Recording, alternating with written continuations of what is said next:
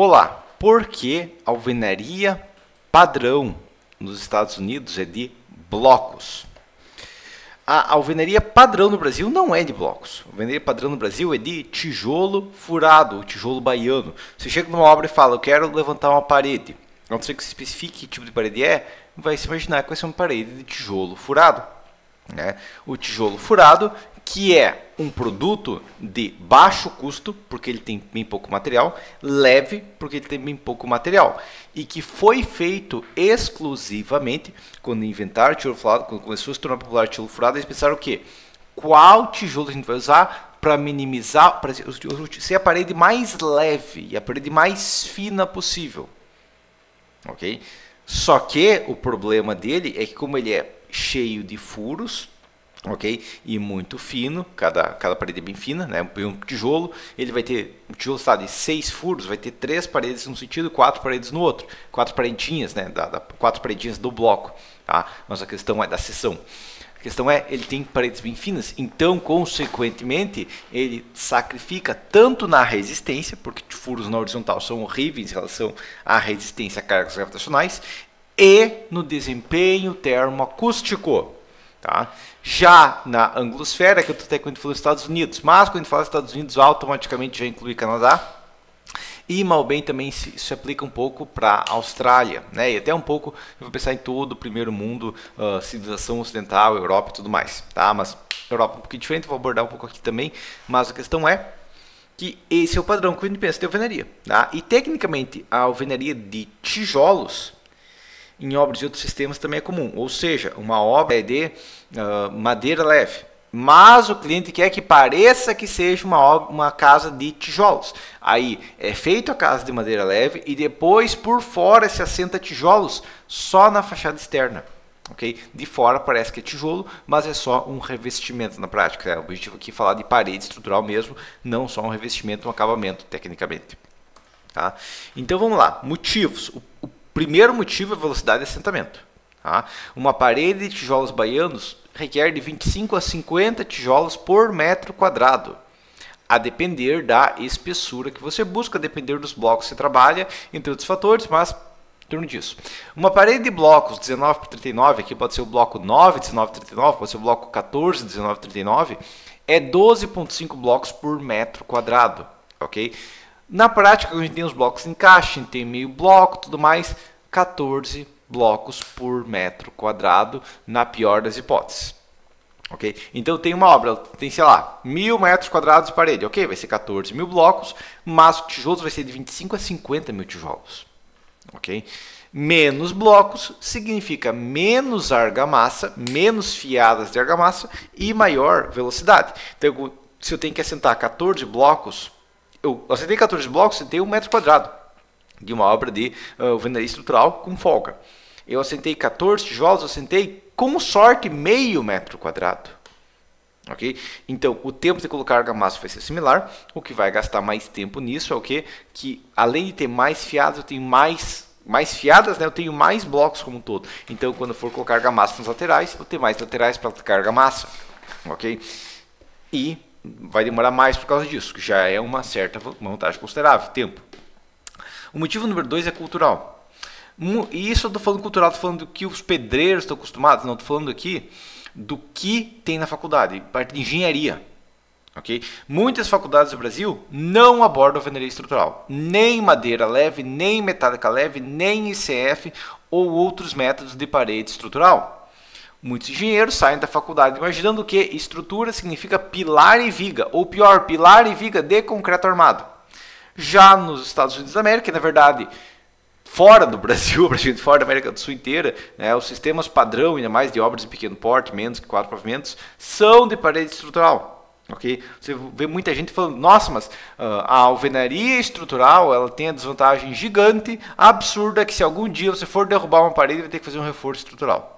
E a questão é, todo sistema, exceto pilar de concreto, viga concreto, pilar metálico e viga metálica, tem essa desvantagem. Okay? É o padrão. Tá? É uma exceção do sistema de concreto armado, onde se executa o concreto depois, se levanta a alvenaria de vedação, que pode derrubar aquela parede. Okay? É uma exceção. O padrão é que vai derrubar uma parede, tem que ter um controle, tanto que você vê muito discussões mais fora do Brasil de determinação se uma parede é estrutural ou não. Okay?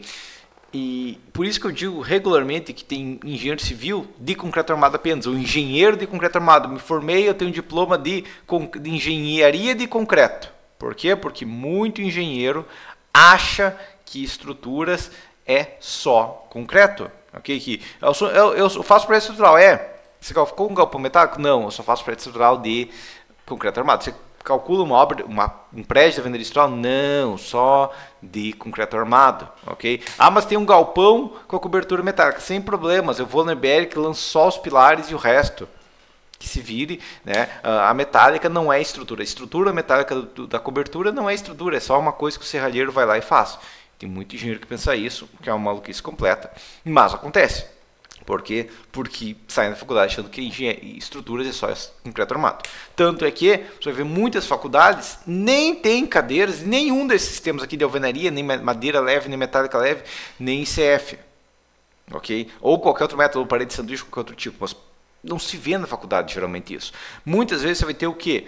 Numa cadeira, sei lá, métodos construtivos, vai ter uma ou duas aulas, então vai dar umas 8 horas numa faculdade que tem 8.000 horas, onde se fala sobre um sistema de alvenaria estrutural, mas é uma pincelada por cima só para o engenheiro não sair da faculdade sem saber o que é a diferença de um bloco de um tijolo. Okay? Tá? Mas é muito por cima. Tem algumas faculdades que até tem uma meia cadeira, 40 horas, coisa do tipo, até 80 horas, em alguns casos de alvenaria estrutural, mas é exceção. Okay? É um caso atípico, é um diferencial na faculdade se ela aborda a alvenaria estrutural, né? Que deveria ser uma questão padrão, né? Mas não é no Brasil. Né? Por isso que eu digo, né? Engenheiro civil, mas de concreto armado, né? E a grande maioria dos sistemas estruturais são de paredes estruturais. Principalmente os novos. Por quê? Por causa da vantagem da parede. Ok? Mas vamos lá. Motivo 2. Cultural. Tá, desculpa. Aqui eu só copiei. Vamos tirar esse aqui, né? Mas, beleza. Ok, continuando então. Motivo 3. Resistência. Blocos atingem mais de 10 MPa com controle de qualidade. Ok? Mas eu tenho um fabricante aqui na cidade, Gilberto, não atinge 10 MPa nunca. Se conseguir 4 ou 5 MPa, tá bom. Sim, mas entre a questão que mesmo um bloco podre, mal feito, vai ter aí 3 MPa tranquilamente. Um tijolo tem que ser muito bem feito para chegar perto disso. Geralmente, trabalhando com tijolo furado e furos quadrados, você consegue aí 2 MPa. Ok? Tijolo de bloco consegue o dobro tranquilamente e muito mais com controle. Né? E além disso, se uma alvenaria de blocos não tem resistência suficiente, eu posso armar ela, eu posso preencher de grout ela. Ok? Então, muitas vezes uma parede, que a parede tem blocos, o bloco é feito de qualquer jeito de 3 MPa, mas a carga precisa de um bloco de 6 MPa. Sem problema, se tem um bloco de 6 MPa, preenchendo um bloco de 3 MPa de grout. Entendeu? Tá? E como eles têm ventos mais fortes, assim como terremotos, depende da região, claro, mas é uma questão que é comum lá, e tornado e tudo mais, uma parede com maior resistência é essencial para uma obra eficiente, né? Inclusive, para tornado, uma parede mais pesada é uma vantagem também, tá? Porque dificulta a obra de cair, de ser levantada. Tá? Próximo, conforto termoacústico. Blocos, por ter um material mais denso e resistente dentro deles, geram maior conforto termoacústico. Uma parede de blocos de 14 supera a eficiência de uma de tijolos furados de 19. Ou seja, você tem duas paredes, uma com o tijolo baiano deitado e a outra com blocos de concreto ou blocos cerâmicos, também vale isso aqui igualmente, mas os blocos de 14 de espessura. A parede de blocos de 14 vai ter um melhor desempenho acústico e um melhor desempenho térmico. Tá? E, ok, a diferença vai ser pequena, quem sabe, mas isso vai ser muito mais crítico porque eu posso aproveitar os furos e preencher eles ou de grout, o que vai também aumentar a massa térmica, a massa termal, que vai aumentar a resistência térmica, ok? Ou eu posso, e a resistência da parede como um todo, né? Estrutural, né? Ou eu posso preencher eles de materiais isolantes, lã de rocha, lã de vidro, várias opções, né? Isopor, no caso dos preenchidos, mas tem várias escolhas. Mas a questão é, preenchendo, eu consigo garantir um melhor desempenho tanto térmico quanto acústico, ok? Tá?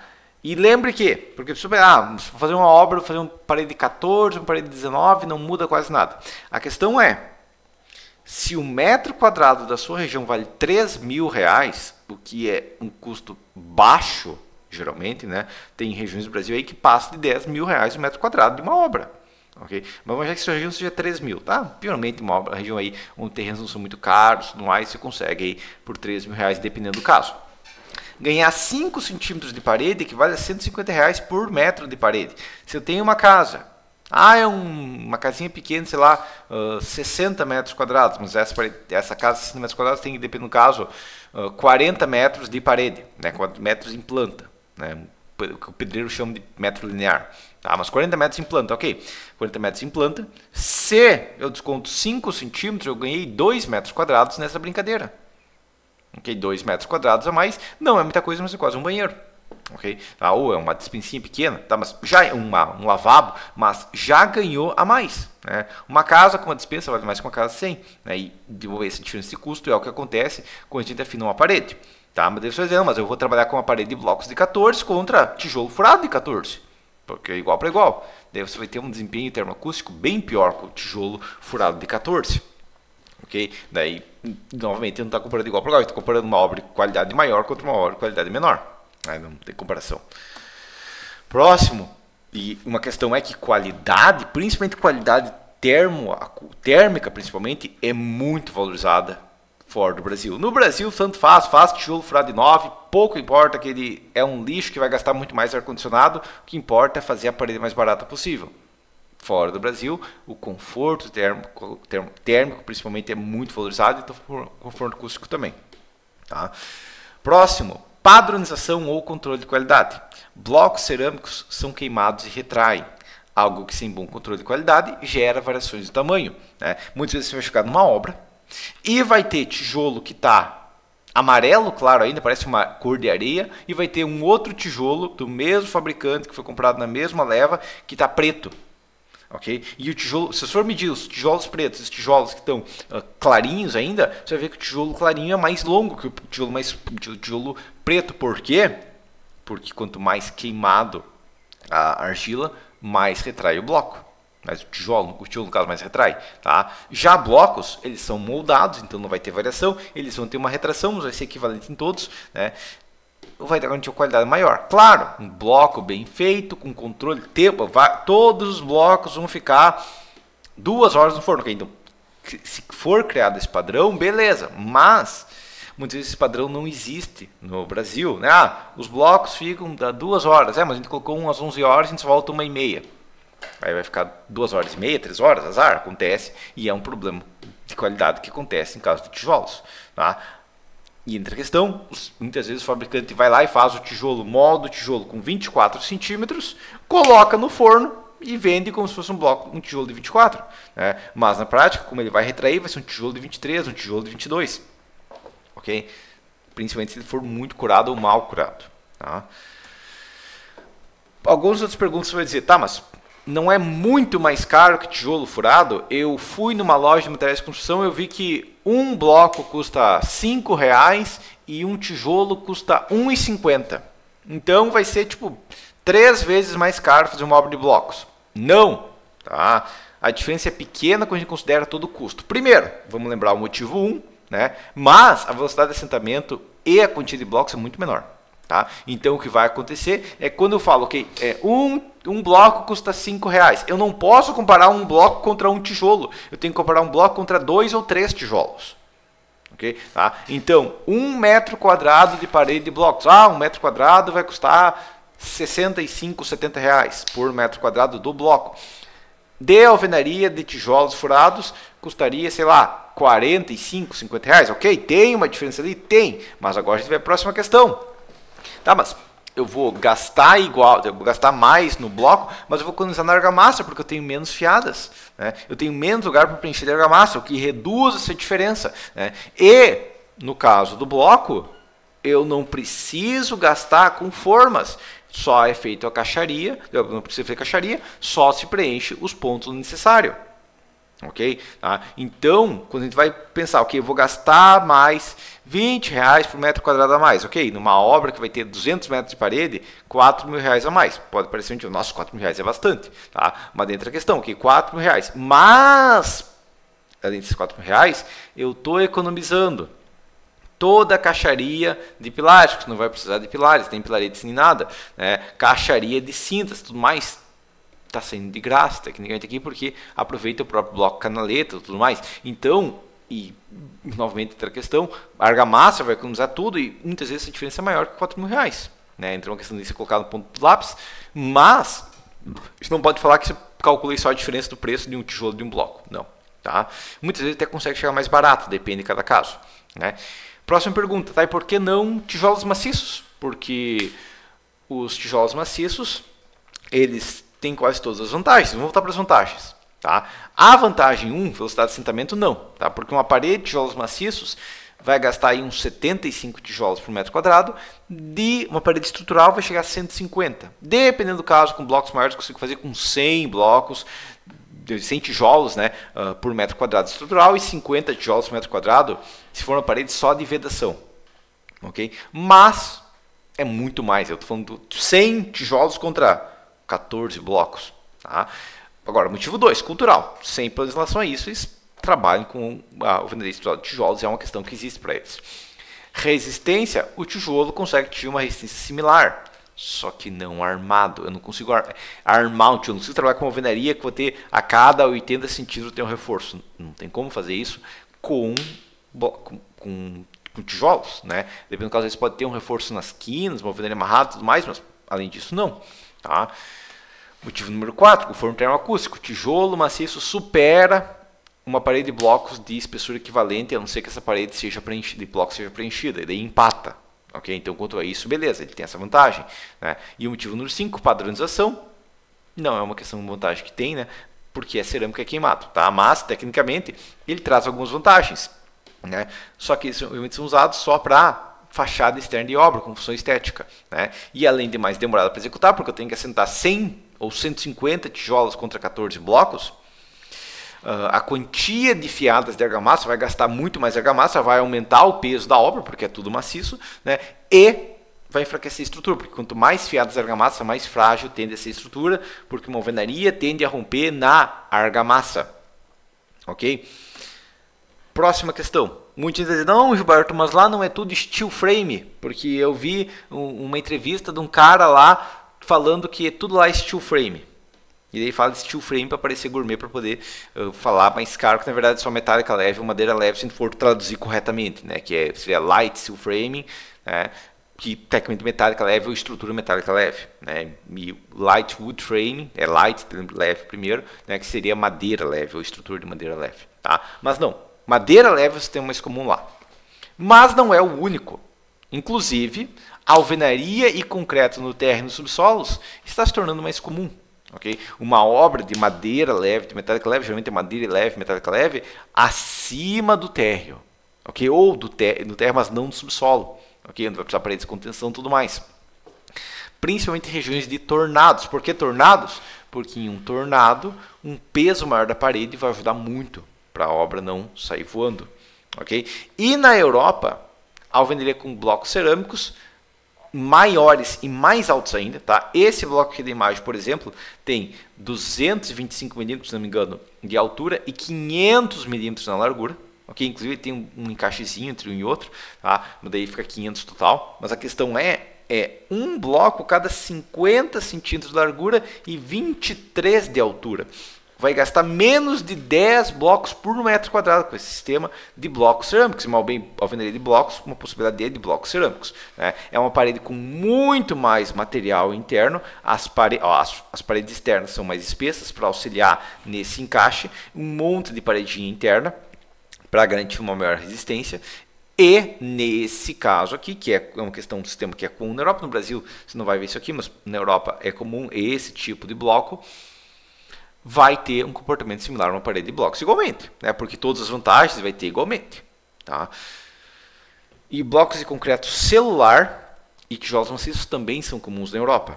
Ok? Bloco de concreto celular, vamos voltar para a questão aqui. Vamos lá. Motivo 1, velocidade. Bloco de concreto celular é mais rápido ainda porque você vai gastar 4, 6, 8 blocos no máximo por metro quadrado. Ok? Economizando tempo, né? Cultural, sem problemas, tá? Resistência, que o bloco celular perde de lavada aqui contra um bloco de concreto mesmo, porque ele é muito mais leve e ele tem muito mais ar, então ele tem menos resistência, tá? Mas o motivo 1, motivo 2 ele ganha, o peso também é muito menor, então ele ganha.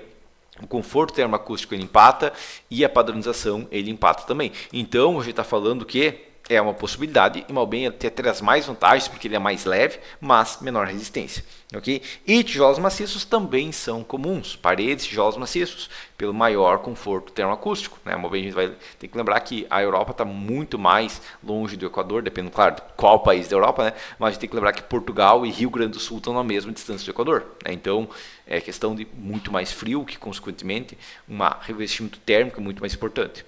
E o tijolo maciço tem uma grande massa termal, que é uma vantagem considerável. Ok? Próxima pergunta. E vai se tornar padrão no Brasil trabalhar com alvenaria de blocos também? E a questão é, sim, blocos estão ganhando mercado. Okay? Você vai olhar o mercado de 20, 30 anos atrás, existia muito menos blocos do que tem hoje em dia. Os blocos estão ganhando bastante mercado. Né? Outros tipos com vantagens similares, como tijolo ecológico e bloco celular, também estão ganhando bastante mercado, né? E inclusive também em obras de concreto armado com alvenaria participante, né? Que a alvenaria participante é quando eu uso uma parede, e tecnicamente eu até posso usar uma parede de tijolos furados, mas eu uso a parede e uma alvenaria de blocos vai ser muito mais eficiente, mas tecnicamente eu posso usar até tijolos furados, dependendo do tipo de obra, né? Como mecanismo de estabilidade, mecanismo de contraventamento da obra. Ok? Tá? E a alvenaria de vedação, só para vedação, onde calcula tudo estrutura só de concreto e ignora que tem a parede, depois executa a parede só como vedação, está se tornando ultrapassado. Mas, claro, o futuro já está aqui, ele só não está igualmente distribuído.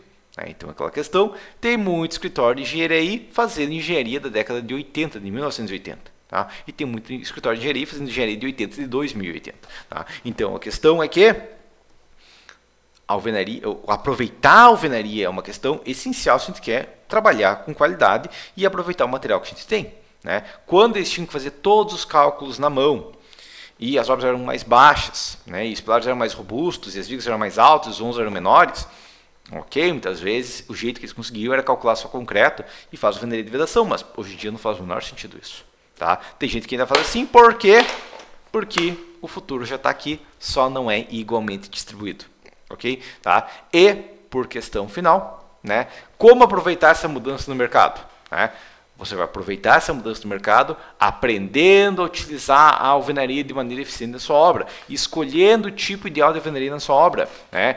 E também buscando qualidade que o cliente busca, né? Porque, ok, eu quero custo, mas eu quero qualidade também, eu tenho que balancear esses dois casos. Eu tenho que planejar todos os tipos de alvenaria que eu posso ter. Né? Ah, eu faço sempre assim. Não, tem que planejar muito bem, porque muitas vezes uma escolha errada vai ter um custo muito maior, né? Ou uma perda de qualidade muito maior, né? Ou problemas gerados na obra depois, patologias consideráveis. Tá? Para aprender isso na prática, eu tenho o meu curso de alvenaria estrutural, que eu abordo basicamente todos os modelos de estruturas de alvenaria. Bloco celular, bloco de concreto, bloco cerâmico, alvenaria amarrada e tudo mais, abordo dentro do curso de alvenaria estrutural. Beleza? Mas por enquanto seria isso então. Né? É uma questão muito mais lógica, só que como a cultura do Brasil eu quero fazer a parede mais barata e eu não me importo com a qualidade dessa parede e eu não me importo com a resistência, eu não me importo com a economia que essa parede pode gerar na minha obra, né? É uma cultura padrão de muitas vezes, né? Principalmente escritórios que estão mais atrasados e empresas que estão mais atrasadas, construtores que estão mais atrasadas, Malbem ainda não se tornou padrão no Brasil, ok? Mas por enquanto seria isso e até a próxima aula.